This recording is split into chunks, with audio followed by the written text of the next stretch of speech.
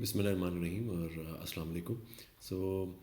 This program is about staying relevant at the workplace. There's a lot of technological advances done into the organizations, into the world, into the global market, and you time and again are seeing that how the world globally is improving, how the workplaces are improving, how the your work standards are improving. So in this scenario, how the skill based are improving, by the way. So in this scenario, um, it's quite relevant to think about that how you can stay relevant at the workplace. By relevant, I means that your job or your skills or your professionalism or your profession or what you know is not going redundant, or next day you if you are not out of job, you may be a little degraded in the job, or you may not be improving in your work, or you may not be going promoted in your organization, or you may not be getting better salary packages as others who are staying relevant and keeping abreast with whatever the changes are happening around them in the world, in their profession, and in their skill set. They are taking advantage of higher salaries, higher promotions, higher, better career paths. So it's quite interesting to see how the world around you is changing, how the workplaces are changing, how the scenarios are shifting, and how you can remain relevant within this workplace. So you may not be left out of whatever the changes are happening. So before we go ahead, I by the end of this program, I will share very few, two or three quick tips with you on how to manage this. Before going towards that slide, I will take most of the time in explaining what is happening around us, and how all this stuff is taking shape, and what is needed through us to tackle all these changes that are happening around us. By the way, these changes are always there, were always there. These changes were happening, these changes are taking place, these changes over if the last 20 years, you must have noticed that how the actual shape of the workplaces are shifting, how the walls are going down, and how the workplaces are opening, how they are becoming flexible.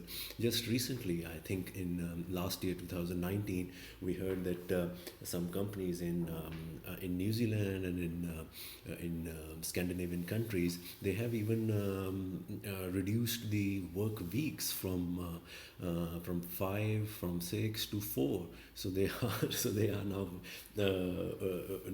doing even these things. I mean, how directly these are related with your staying relevance and with your skill set is a different story altogether. But and how these are relevant in terms of engaging the human resource is a different story altogether. But my point of referring this phenomena here is that changes are happening all around us in every sphere of our lives. The changes are happening, and how quickly or how adaptable we are into embracing these changes, that will show that if we will be staying relevant in the workplace and in our profession as well.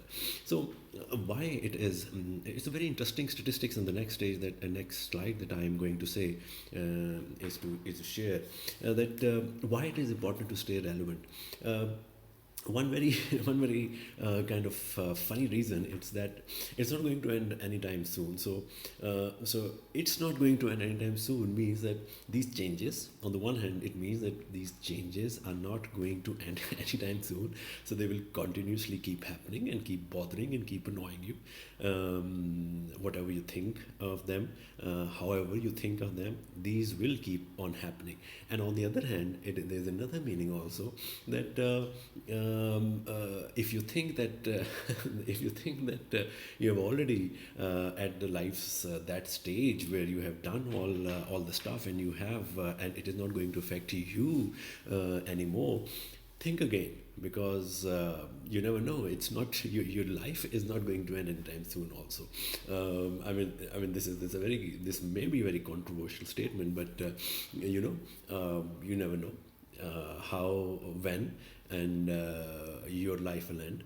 Although there is, of course, a lifespan, but when it is going to end, you never know.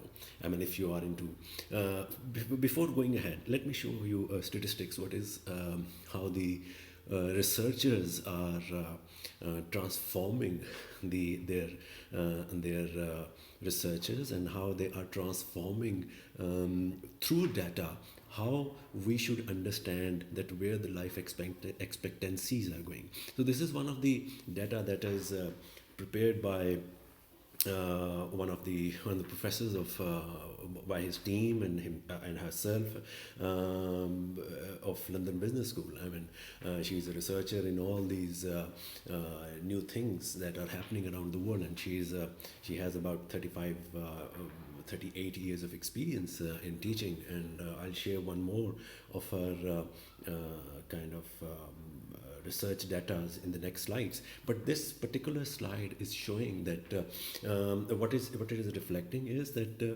that there are chances the life expectancy is improving around the world. What it says that existing data suggests that since 1840 there has been an increase in life expectancy of 3 months of every year. So what this figure is showing is that the babies who were born in the year 2007, the oldest age they will reach, it is 50% of those babies. It is predicted that they will reach 104. They will live up to 104 years of their life in US. In UK it is 103. In Japan it is 107. Italy 104. Germany 102, France and Canada 104. So it is not defying the nature.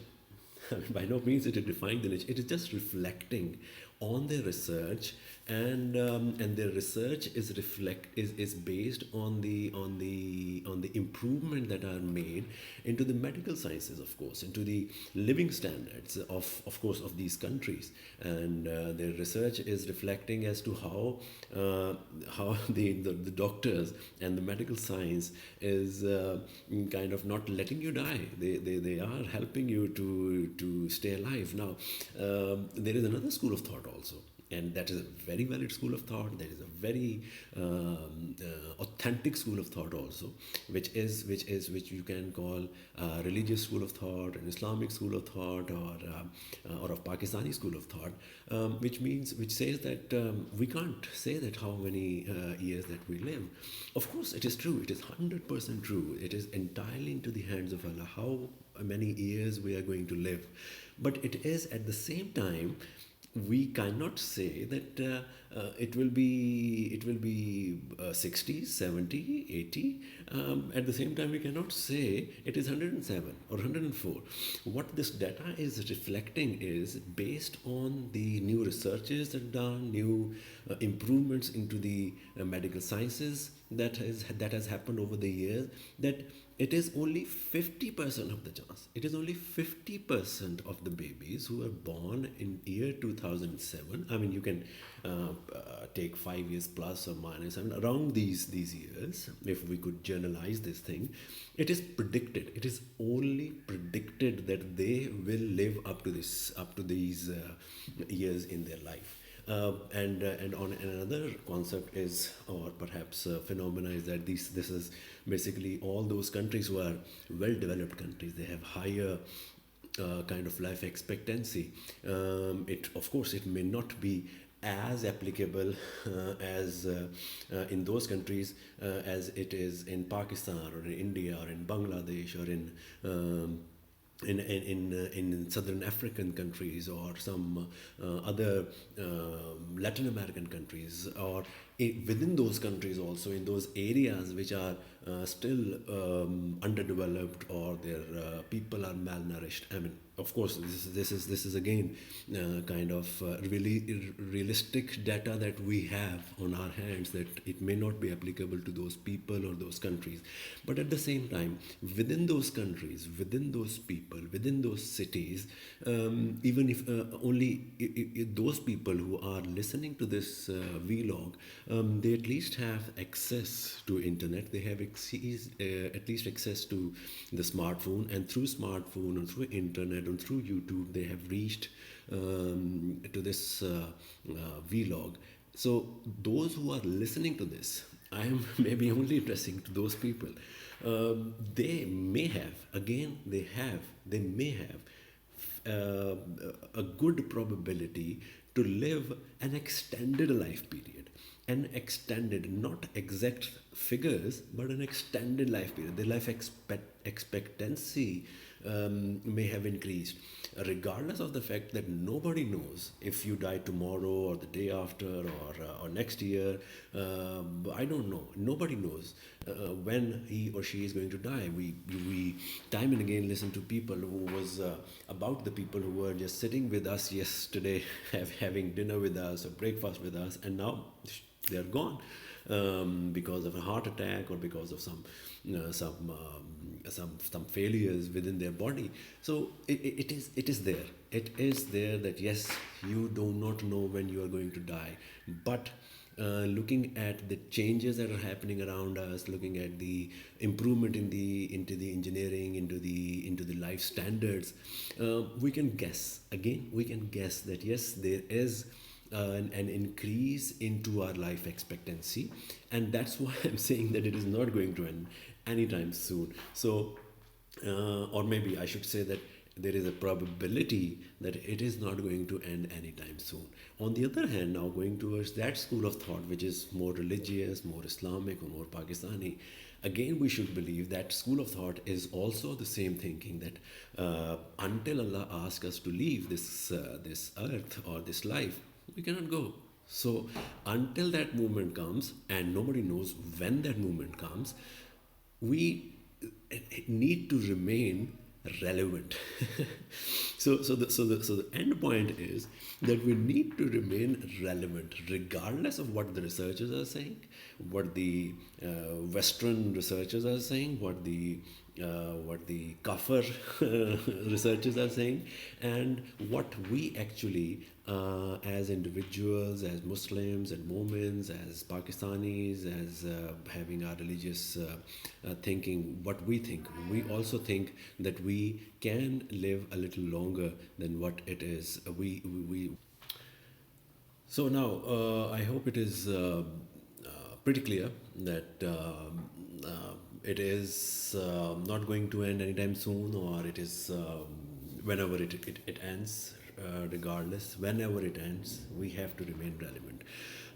Now, into my next slides, there are two very important.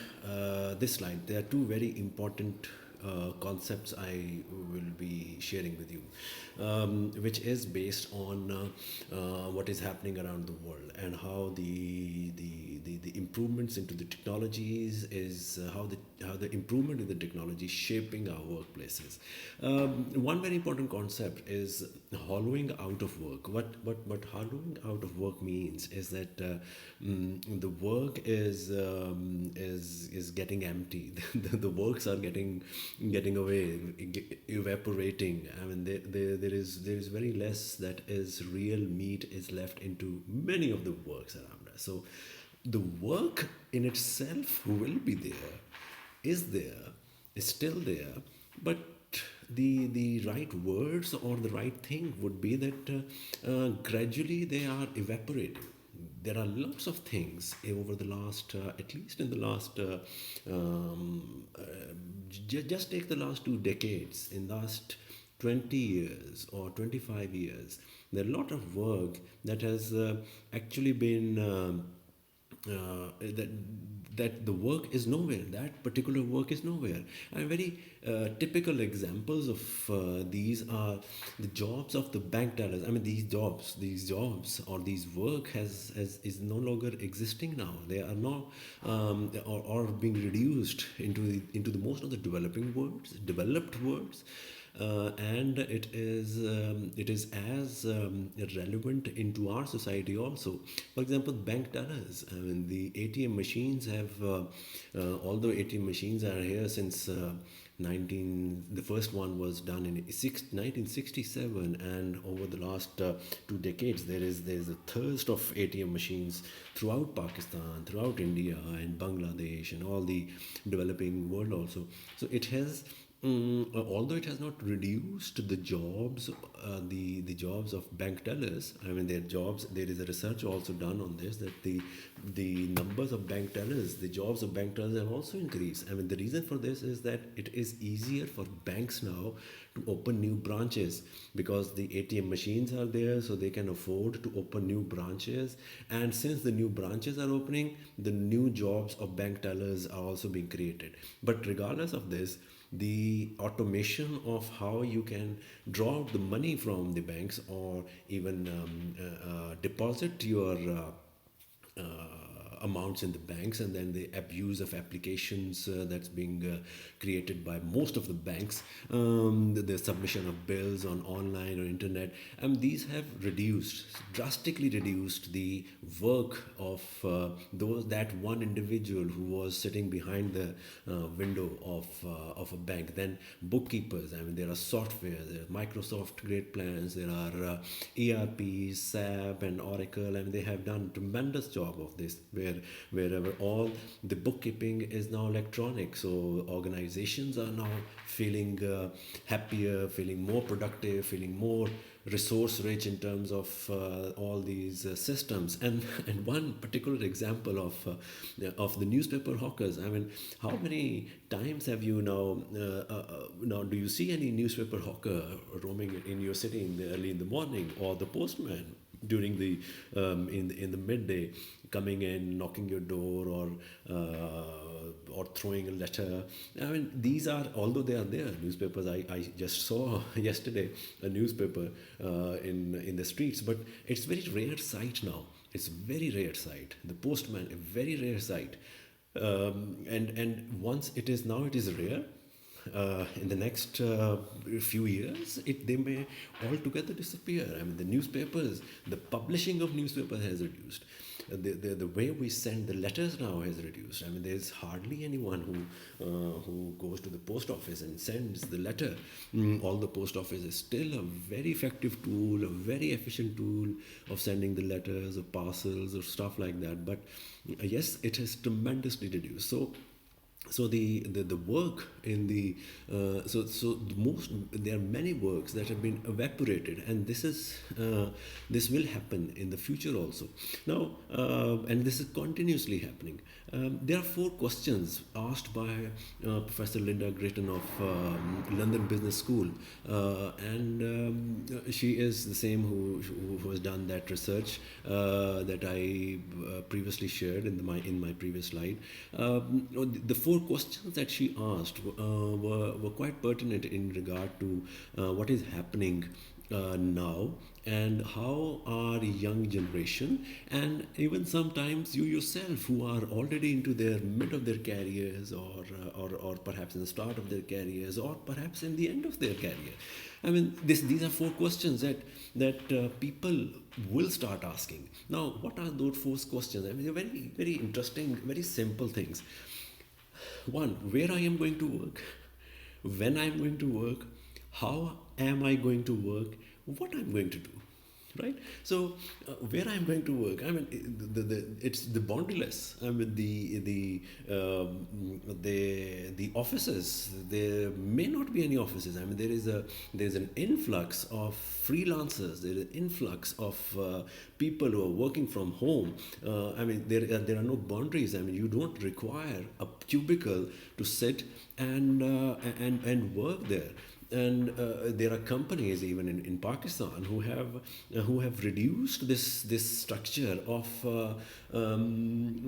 having a very defined room where you sit, where you place your things. I mean, the cubicles are being reduced. There is a cost also to the companies are realizing these things. I mean, in developed countries, they have realized it very earlier. In Pakistan, also in India, in China, where the per square feet cost is too high in metropolitan cities or in buildings and plazas.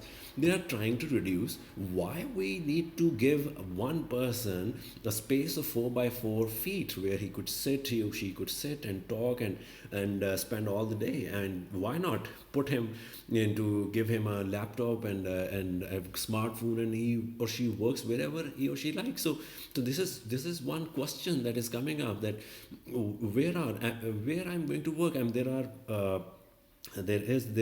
places. There was a place. There's still a place in Islamabad that started operating about 8 or 9 years or 10 years ago when I was in Islamabad. I mean, that was sharing the workspace.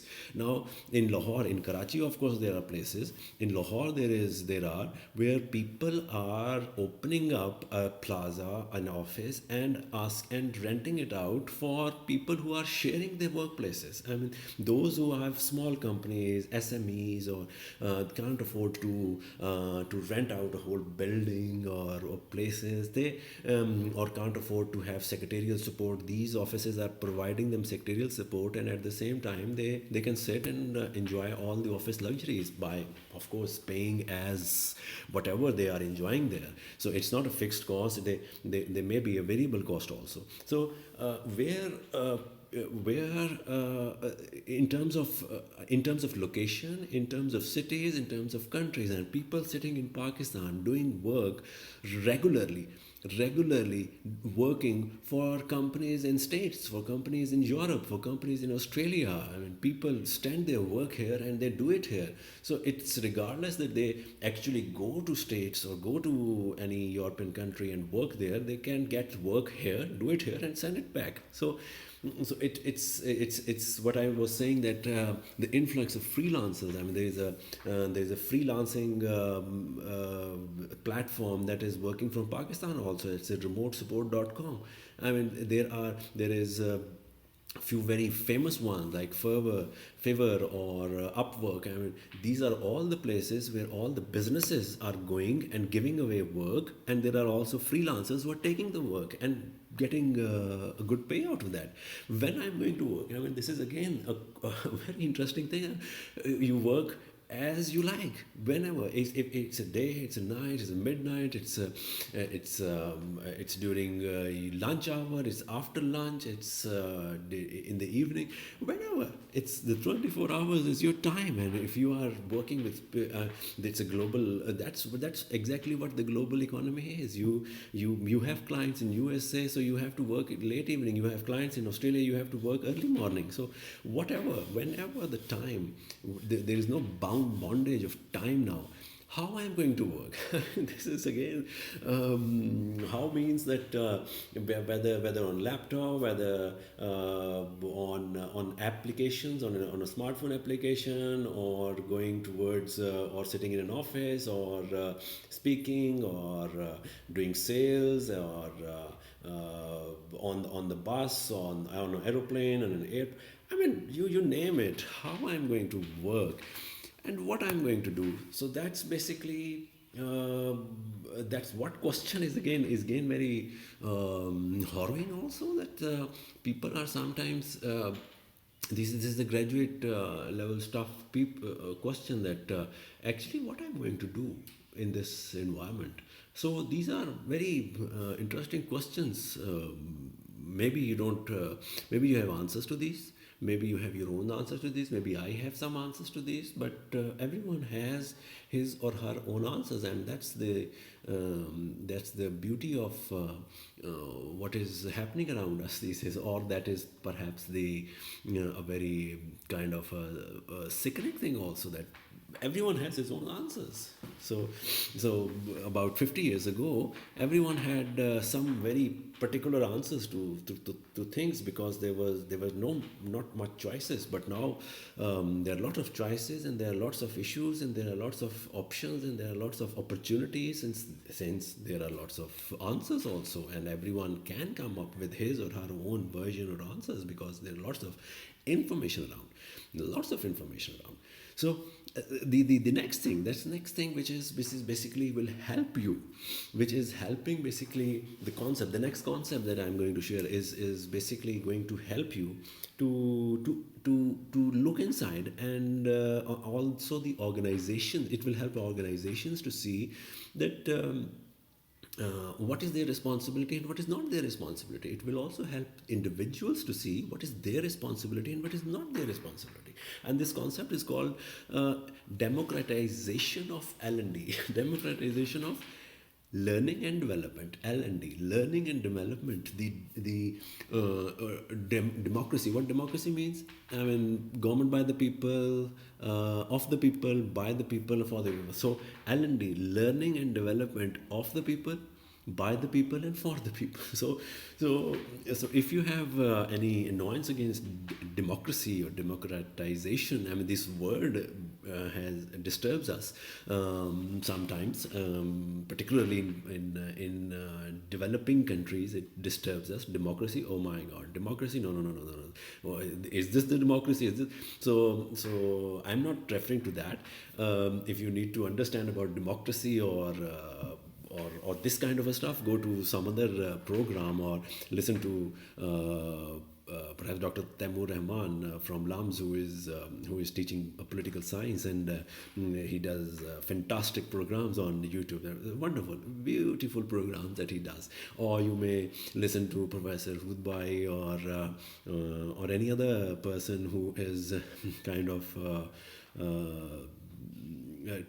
doing such kind of things. So this is basically a career oriented thing, an HR oriented thing. And here, when I say that democratization of L&D, I actually mean that it is you, it is your L&D, it is your learning and development, it is by you and it is for you. So what actually, now going little deeper, that organization's responsibility, it is generally being considered an organization's responsibility into the corporate sector, specifically in our side of the world, in Pakistan, in India, in China, in Bangladesh, that, oh, I have joined the organization. Now if there is going to be a training held into the organization, if I have to be trained, it is my organizational responsibility to train me well.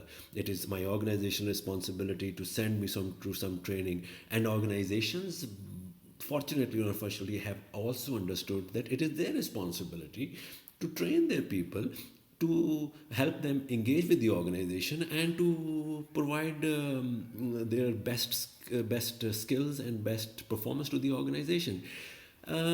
Yes, it is a somehow misunderstood concept. It is the organization's responsibility, of course, to train the people, but train on what? It is an organization's responsibility to train the people into the skills, the particular skills, essential skills that are required to do their job well. Now, understanding of those skills, as to what are those skills that an organization has a responsibility of on developing their people, is defined by the organization itself. What I'm referring to is that it is half of the responsibility, which is the organization's responsibility, and it is more than perhaps half of the responsibility of an individual itself. And that's what is the staying relevant into the workplace now means. All the organization will not be cognizant of the fact that they need to train their staff. It is an individual who, in himself or herself, has the need to remain relevant at the workplace. So he or she needs to spend from his or her own pocket to learn, to develop. If he or she will not, it will be history very soon. The organization at the same time will also be history very soon if he or she does, or if that organization doesn't realize that it has to grow, it has to create a learning and development culture within the organization, so that its people, so that they take half of the responsibility and people take half of the responsibility. What happens when all the responsibility, why I'm saying it by the way, when organization It is put on the organization that it is their responsibility to train their people. The people who are there get themselves absolved from that responsibility. And even when they are sent to a training program, they spend half of their time just chilling out. They wait for the tea break to happen, they wait for the lunch break to happen, or they think that it is a day out for them and from their regular responsibilities. And when they come back, they say that, oh, very good, wonderful, that was a wonderful training, that was a wonderful training. What they have learned out of that, uh, they hardly, less than 50%, actually put it into practice.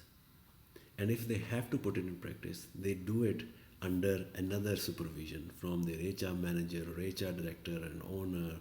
And they don't do it on their own. They don't take it as a responsibility upon themselves that they have to implement it.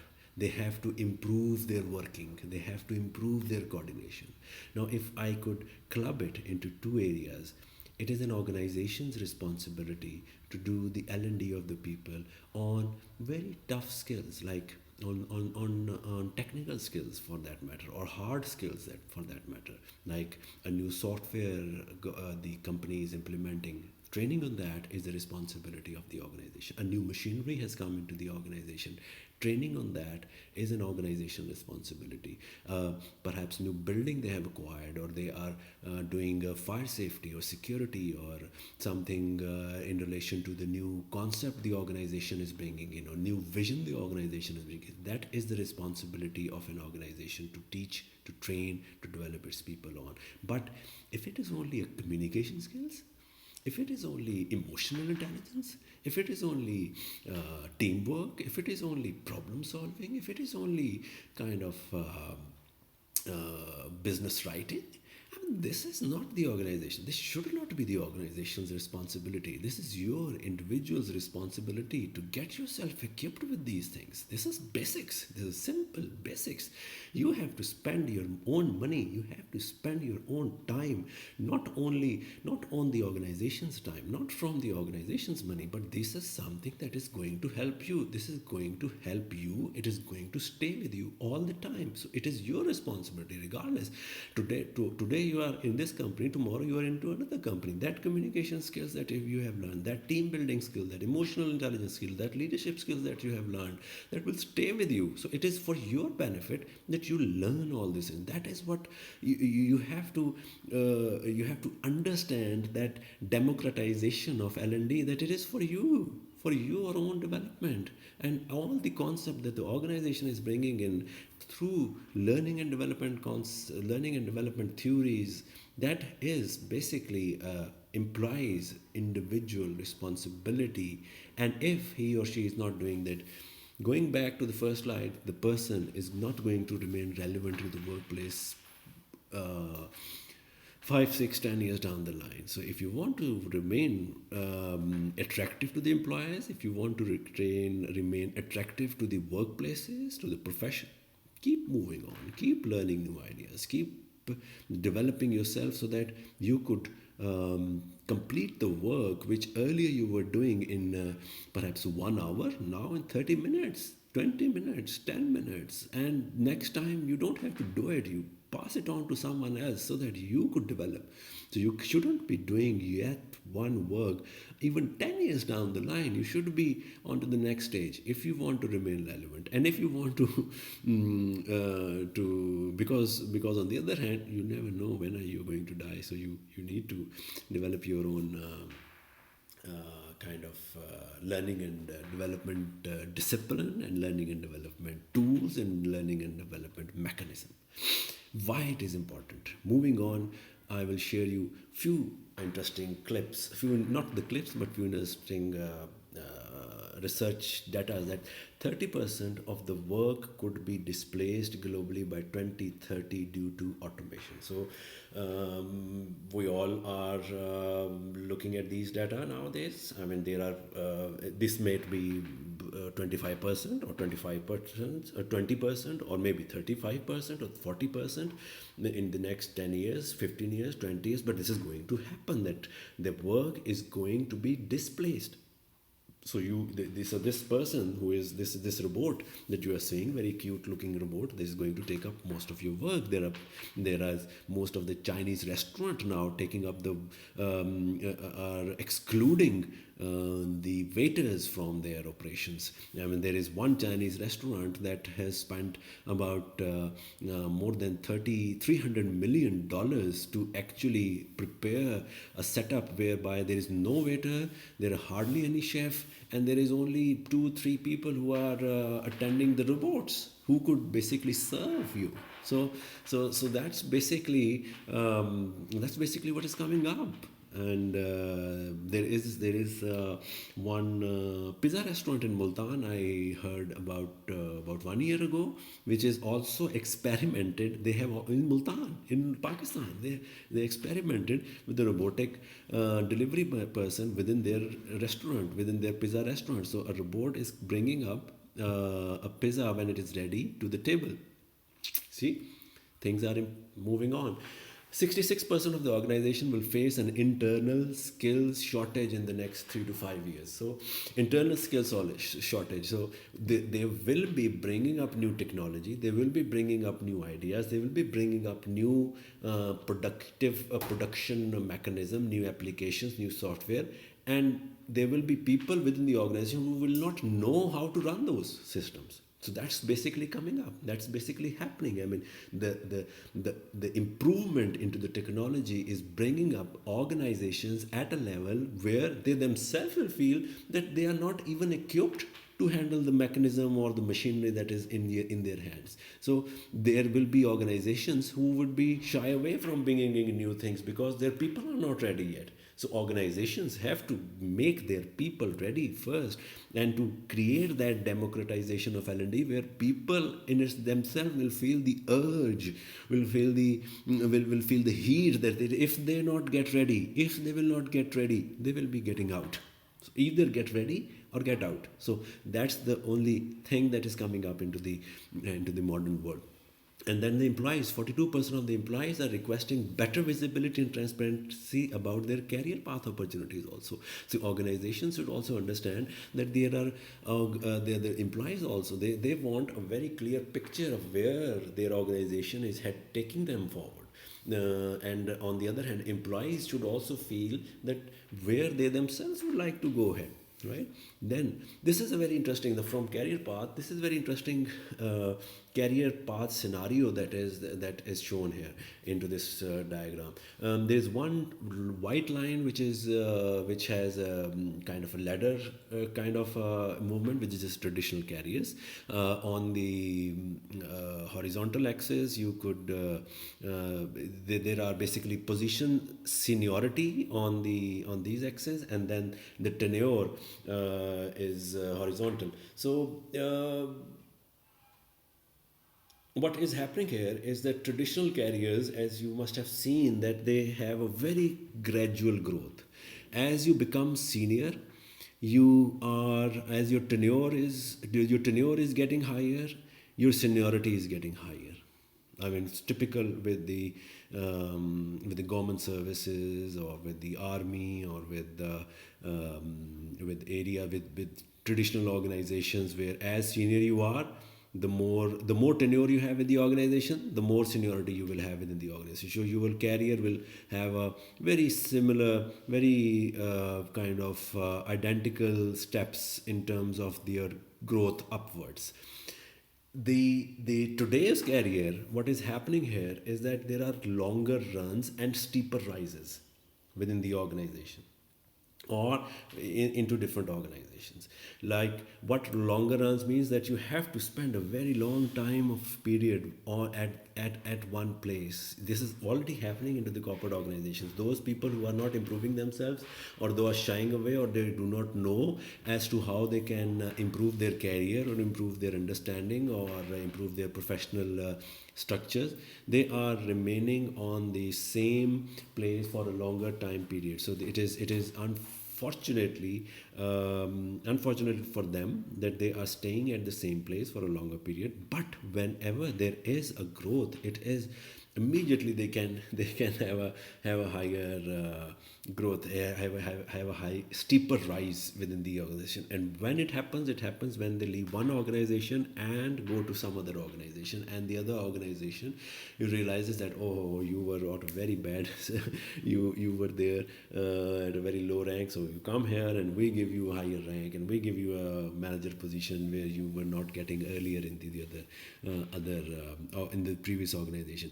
The other aspect here is that longer runs, there is a kind of a horizontal improvement in towards the changes in your kind of job responsibilities. There is expansion in your job responsibility. If you could see, there are paths that are on the same line, you are on the same seniority level, or perhaps but your tenure is increasing. But at the same time, when your tenure is increasing, you are not being promoted, you are not having a higher salary, but you are having higher responsibilities.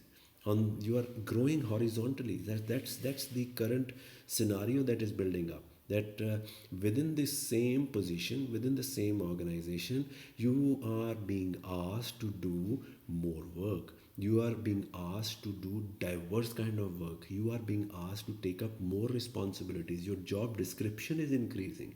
So your job description, if you are ready to take that, now if you are ready to take this horizontal expansion of your job responsibility, the organization will say, come on, we embrace you, we have you, we will give you more.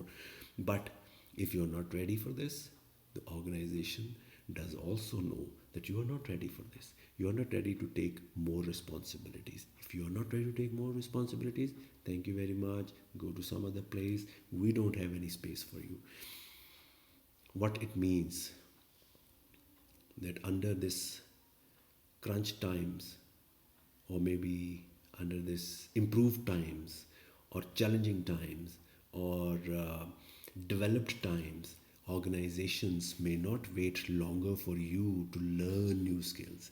You must be ready with your toolkit. You must be ready by having an attitude to take that diversion within your own job role. So that diversion is basically one, expansion of the same role, two, it is more responsibilities giving within the same role. So that's how the careers are these days expanding. They are not going upwards, they are going sideways. So you have to take more responsibilities. And then you can see there is one point in the somewhere in the mid of this diagram where there is a horizontal growth into the blue one, the horizontal growth, and then there is a steeper rise into the upward transition, because you had 2 to 3 work exposures within the same job role. So you got a very steeper, you got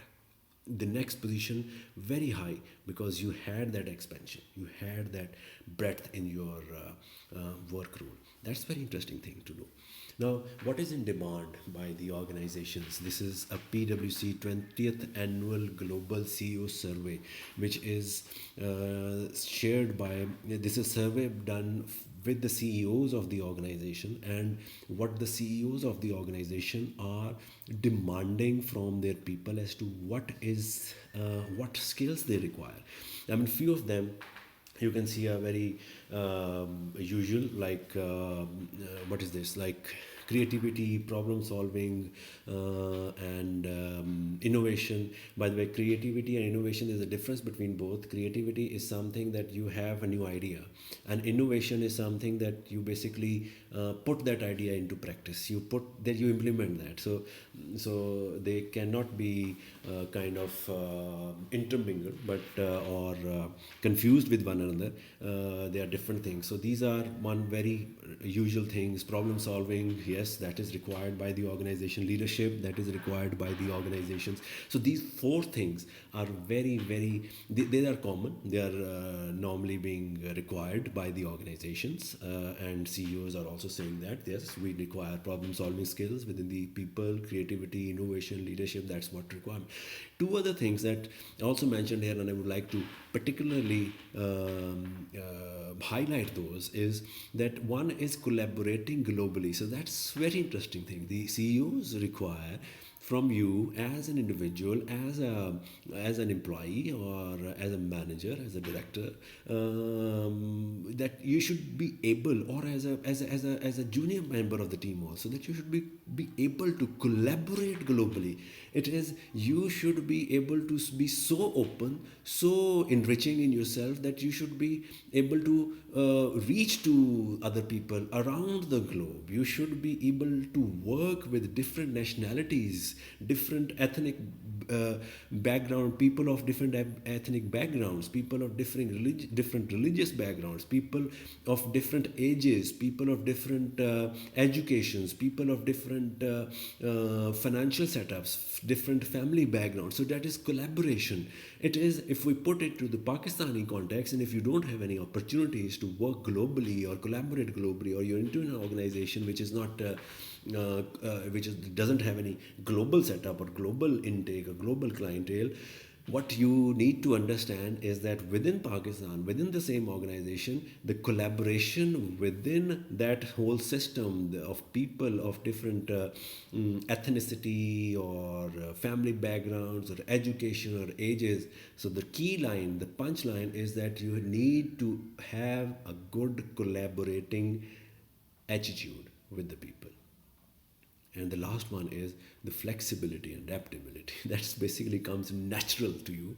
We need to understand it comes natural to us, and the CEOs are demanding this natural. Why it comes natural to us? Flexibility. You have to be flexible of working into the 4x4 cubicle, or working at home, or working in a laptop, or working in a smartphone, or working with people of different ages, or working in different environments, or working in different cultures, or working in at different timings, or working in the stress, or working on the no stress, or working with short deadlines, or working with long deadlines, or working with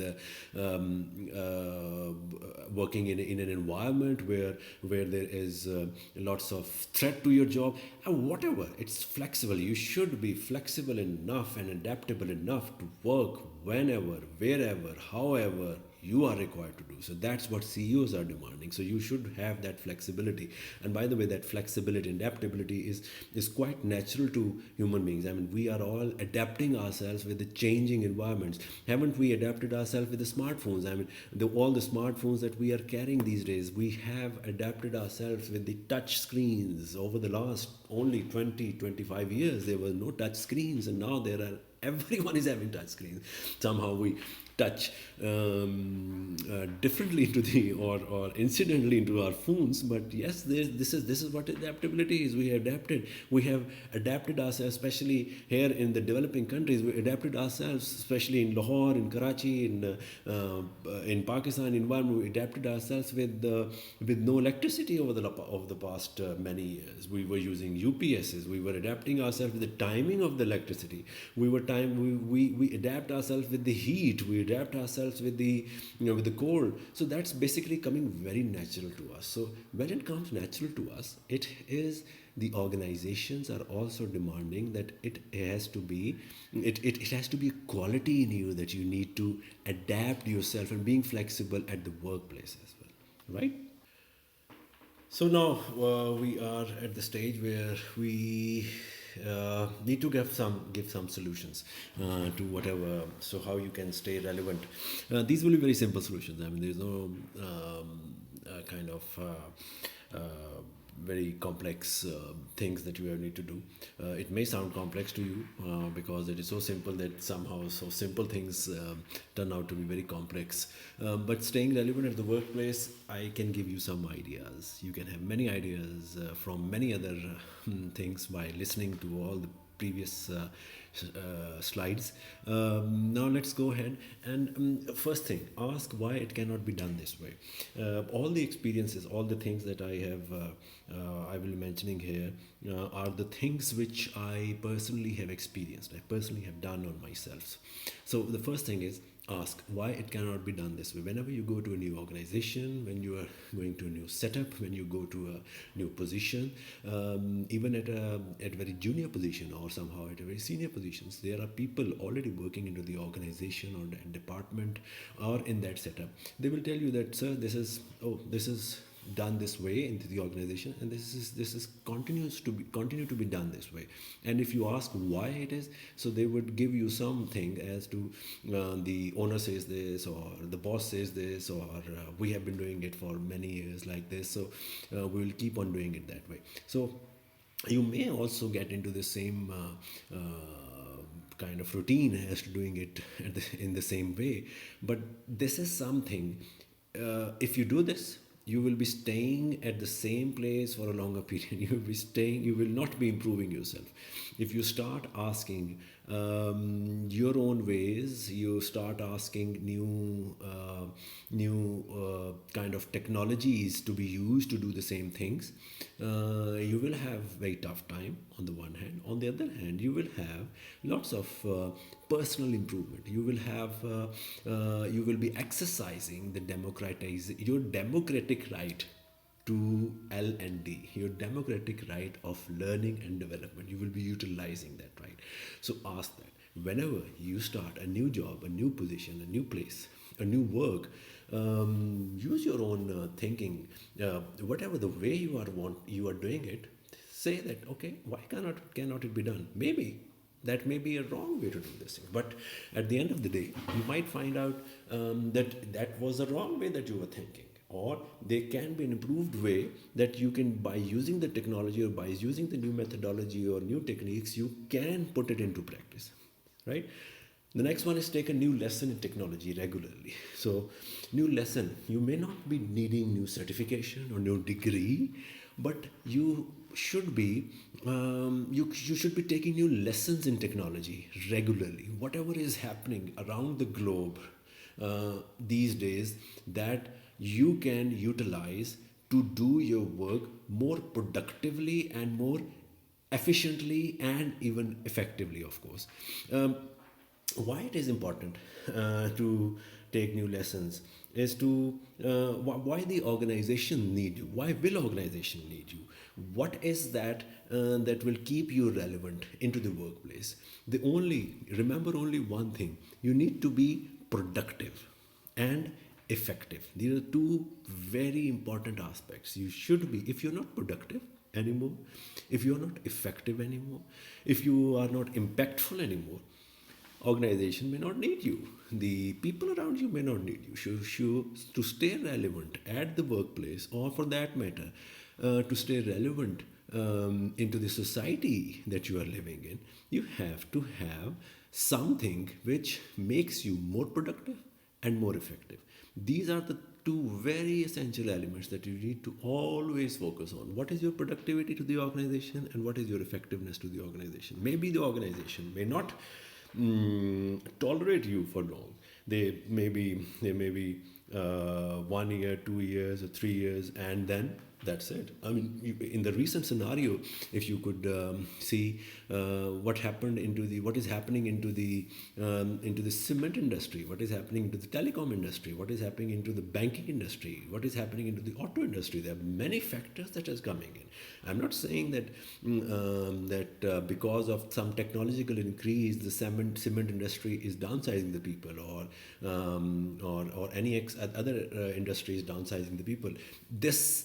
This is just a very good example that some government regulations had come in, and they have to shut up some lines to produce the cement, and they have to downsize lots of people. Now, on the one hand, you can ask the question, it has nothing to do with staying relevant with the workplace. But on another side, if you are technologically savvy, if you are abreast with whatever the changes are happening around you, if you are acquiring new skills, You may not be worried about that if it is a downsizing, so let it be the downsized.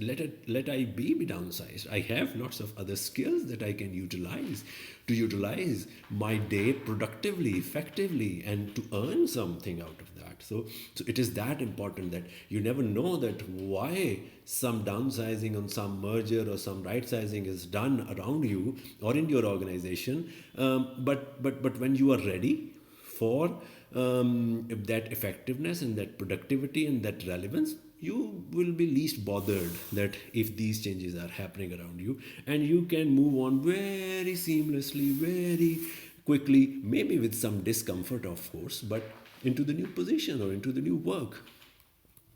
Then expand your skill base by finding new ways to do your work. So your skill base should be improved. Whatever you are, for example, just a very tiny example, you are preparing Excel sheets.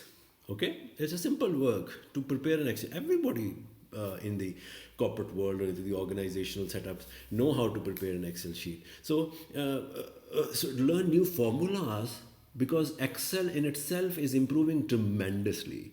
Learn new formulas to do your work more quickly. Learn new formulas to find out how you can. Why are you always making pivot table? Why are you always making kind of long Excel sheets? Why it cannot be clubbed down into simple things? For example, another thing, why there is. Maybe any accounting process that you are making in your organization, or for that matter any HR thing that you are doing. I mean, there is a lot of new development into the HR field. Metrics is used, data analysis are there, new recruitment processes are there. Why it is so important for you to conduct an interview by calling a person? Why can't you do it on phone? Why can't you do it on video? Why can't you do it on creating a new software within your organization with the help of your IT to produce new data for recruitments? Thousands of numbers of stuff. It's something that did you think of it? I mean, this is the type of technology or age that we are living in. You think, and it should be get done. You think, and it is possible, right? I mean, there is a CES 2020, which is basically a conference and an exhibition of new technologies into the world. And what is the latest thing that they have brought up besides lots of other stuff? The driverless taxis or air taxis. There's one other very good invention that is coming up, and you have, all of us are aware of microwaves. Things go in and they just get hot in 10 seconds or 20 seconds, and they are easy to now ready to eat. There is another machine that now it can quickly freeze the things. So you put a glass of Pepsi inside, and it and mark it for 1 minute or 2 minutes, and it chilled, and it's you can now have a chilled Pepsi in 1 minute. Put it in and bring it out. That's how the new technologies are improving. The new things that you think of it, and it is available there. You think of it, it should be done in this way. Your boss says that, will you be able to do this? The first response that comes out of you reflects, are you capable of doing it or not? If the first response is no, then you're not. If you say yes, then you can go out and find out the way. Steve Jobs once said that. I think not Steve Jobs. It is that Virgin guy. I forgot his name, by the way.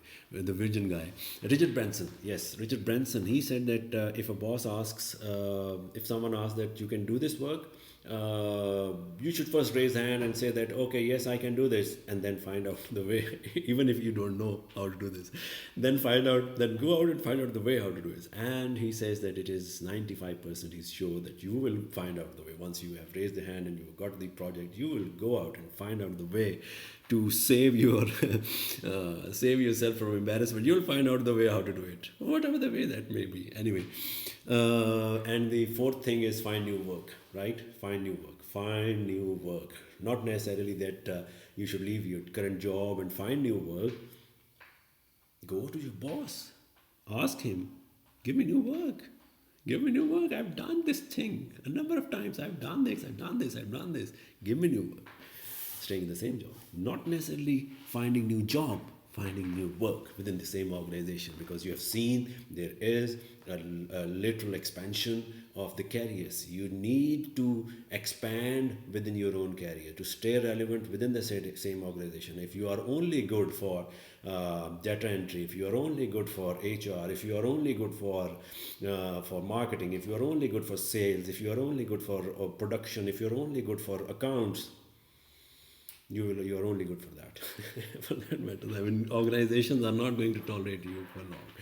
You have to understand new work within the same organization. If you do that, you will have a very good probability. Again, I must say, you have a good probability to remain relevant, right? Thank you very much for your time, and I hope you enjoyed this. My name is Umer Raza, and I'm an HR consultant working in HR for last 21 years. I am a chartered member of Chartered Institute of Personal Development. And thank you very much for watching. If you have any questions, if you have any comments, you can write down in the comment section below. Or if you have any, want to ask anything, you can also email me at my email address, which is umer.raza@abundance.com.pk. Thank you very much and take care. Bye bye.